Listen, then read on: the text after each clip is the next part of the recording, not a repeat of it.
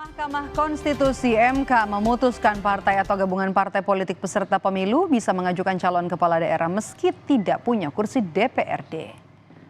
Putusan dibacakan dalam sidang di Gedung MK Jakarta Pusat pada Selasa 20 Agustus. Hakim Konstitusi mengabulkan sebagian gugatan yang diajukan Partai Buruh dan Partai Gelora terhadap Undang-Undang Pilkada. Dalam pertimbangannya, MK menyatakan pasal 40 ayat 3 Undang-Undang Pilkada inkonstitusional. Maka dengan demikian, MK mengabulkan sebagian gugatan yakni dengan memutuskan ambang batas pencalonan kepala daerah tidak lagi sebesar 25% gabungan perolehan suara partai politik maupun koalisi parpol dari hasil pileg DPRD. Kini ambang batas pencalonan kepala daerah partai politik disamakan dengan pencalonan kepala daerah jalur independen sebagaimana diatur dalam pasal 42 dan 42 Undang-Undang Pilkada. Partai politik atau gabungan partai politik peserta pemilu dapat mendaftarkan pasangan calon jika telah memenuhi persyaratan sebagai berikut. Untuk mengusulkan calon gubernur dan calon wakil gubernur, A. Provinsi dengan jumlah penduduk yang termuat pada daftar pemilih tetap sampai dengan 2 juta jiwa, partai politik atau gabungan partai politik peserta pemilu harus memperoleh suara sah paling sedikit 10% di provinsi tersebut.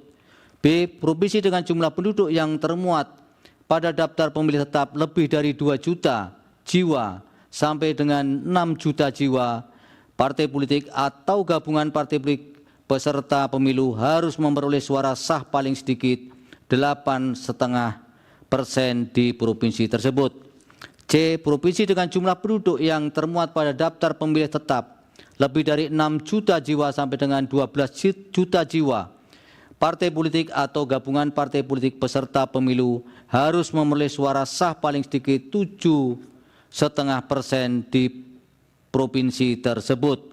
D. Provinsi dengan jumlah penduduk yang termuat pada daftar pemilih tetap lebih dari 12 juta jiwa, partai politik atau gabungan partai politik peserta pemilu harus memperoleh suara sah paling sedikit 6,5% di provinsi tersebut. Partai Buruh sebagai salah satu pemohon menyambut baik putusan Mahkamah Konstitusi soal syarat pencalonan gubernur.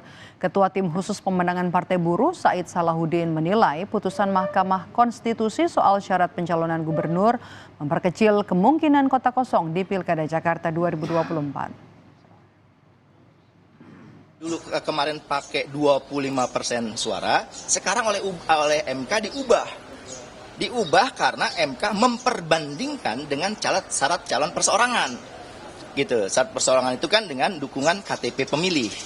Nah, oleh sebab itu yang paling make sense menurut MK itu harus dilihat kepada besaran populasi, jumlah penduduk dihitung pada DPT-nya, orang yang berhak memilih, DPT-nya berapa, dalam range berapa, maka ditentukan angka threshold-nya.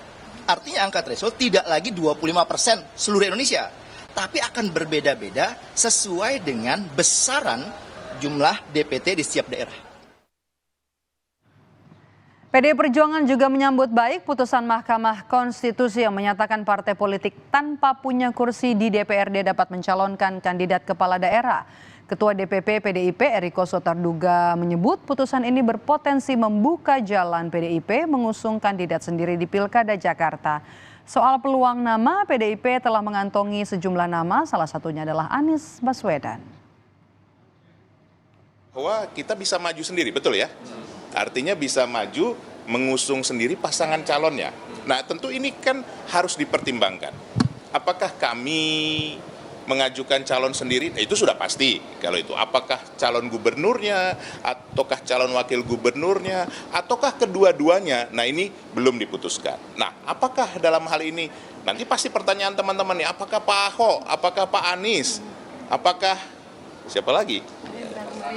Iya? Pak Hendra Priyadi. Nah, ini kita harus matangkan. Bakal calon gubernur Ridwan Kamil mengaku menghormati putusan MK soal batas pencalonan kepala daerah. Ridwan Kamil menyebut warga akan diuntungkan jika lebih banyak pilihan. Dia juga, jika itu memang menjadi sebuah keputusan tentu satu harus dihormati kan, karena kan Mahkamah Konstitusi adalah institusi negara yang mereview urusan perundang-undangan termasuk pilkada. Kalau itu bisa membuat lebih banyak lagi calon-calon pilkada di seluruh Indonesia, termasuk di Jakarta, yang diuntungkan adalah warga. Ya. Karena kan warga akan disuguhi oleh adu gagasan. Makin banyak gagasan yang solutif untuk permasalahan wilayahnya kan makin bagus. Saya tidak masalah karena dengan banyak sedikit pun selama itu sesuai aturan tentunya harus dilakoni. Waktu wali kota Bandung saya 8 pasang, banyak sekali. Ada independennya juga. Waktu Pilgub Jawa Barat 4 pasang, juga nggak ada masalah.